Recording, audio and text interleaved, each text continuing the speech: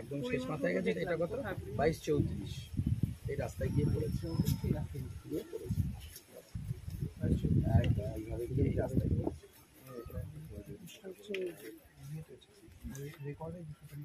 হুম 22-24 বলে হয়তো কার আছে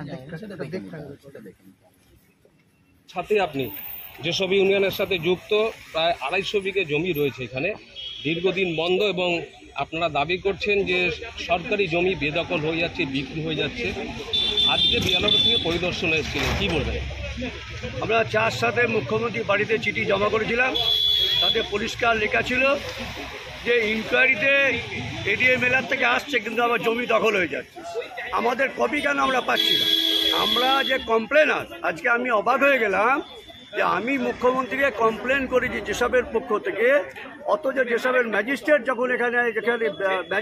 যখন এখানে ম্যাডাম আসছেন এবং এডিএ মেলার থেকে আসছেন, আমি কোনো খবর পাচ্ছি না।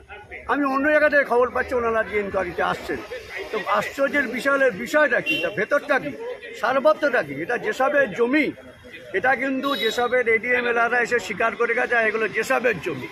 তাহলে যেসবের জমি বিক্রি করা যাবে না, কারণ যেসবের কাছে পশ্চিমবঙ্গ 130 কোটি টাকা ট্যাক্স বাবদ পায় PENIR ডিপার্টমেন্ট থেকে, public enterprises infrastructure reconstruction department থেকে। সেখানে পরিষ্কার নোটিশ লাগা হয়েছিল। ভবানী ভবন থেকে CID আধিকারিক এসেছিল, ব্যারাকপুর পুলিশ আধিকারিকরা এসেছিল, এসে নোটিশ লাগিয়ে গেল যেসবের কোনো স্থাবর অস্থাবর সম্পত্তি বিক্রি করতে পারবে না। এবং এই একইভাবে নিউ আলিপুরে 2টো গেস্ট হাউস বিক্রি করতে গেলে সেখানেও নোটিশ দেওয়া হচ্ছে PENIR থেকে কোনো জমি বিক্রি করা যাবে না, কারণ যেসবের কাছে অনেক টাকা পশ্চিমবঙ্গ সরকার পায়।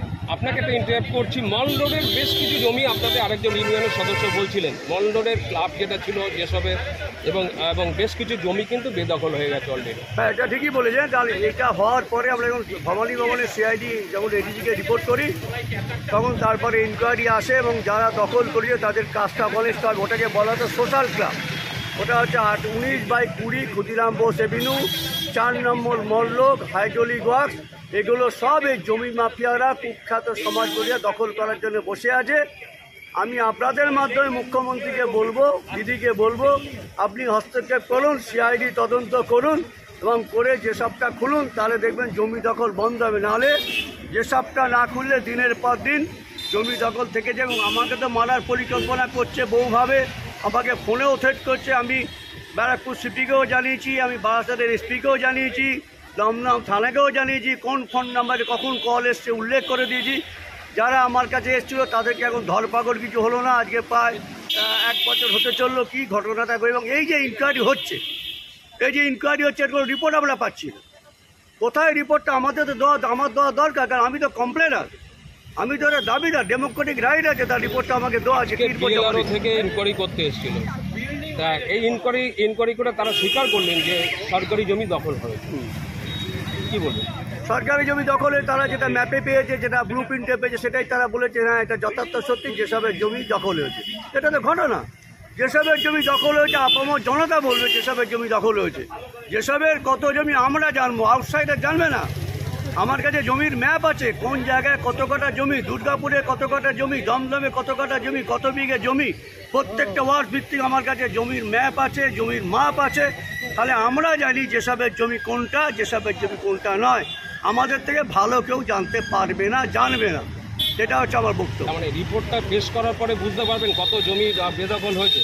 আজকে যে ইনকোয়ারি হয়ে গেল বিয়ালরে থেকে, তারপরে কি জানতে পারবেন যে ইয়েটা, সেই রিপোর্টটা? এটা যেহেতু মুখ্যমন্ত্রীকে আমরা জমা দিয়েছিলাম, মুখ্যমন্ত্রীর দপ্তর থেকে এসছে ইনকোয়ারিটা, আশা করি মুখ্যমন্ত্রীকে সঠিক রিপোর্ট জমা পড়বে।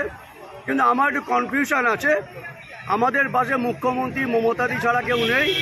মমতাদির আমরা ডাইরেক্ট হস্তক্ষেপ চাইছি এবং মমতাদির দৃষ্টি আকর্ষণ করছি, জমি ইনকোয়ারি হচ্ছে 2021-22 সাল থেকে, আবার জমি দখলও হয়ে যাচ্ছে। আমি তো এরিয়া মেলার আধিকারিক ম্যাজিস্ট্রেট ম্যাডামকে জিজ্ঞেস করলাম যে আপনারা ইনকোয়ারি করছেন আবার জমি দখল হচ্ছে, এটা কিরম ধরনের কথাবার্তা? তাহলে কি ইনকোয়ারি রিপোর্টটা কোথাও গিয়ে থেমে যাচ্ছে?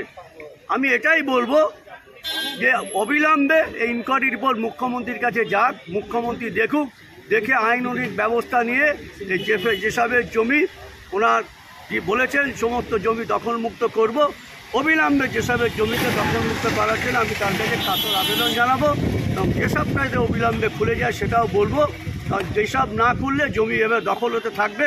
আজকে মমতাদি আছেন, আমি আশা করি মমতাদি এই বিষয়ে সঠিক পদক্ষেপ নেবেন এবং সিআইডি তদন্ত চাইছি আমরা, সিআইডি তদন্ত।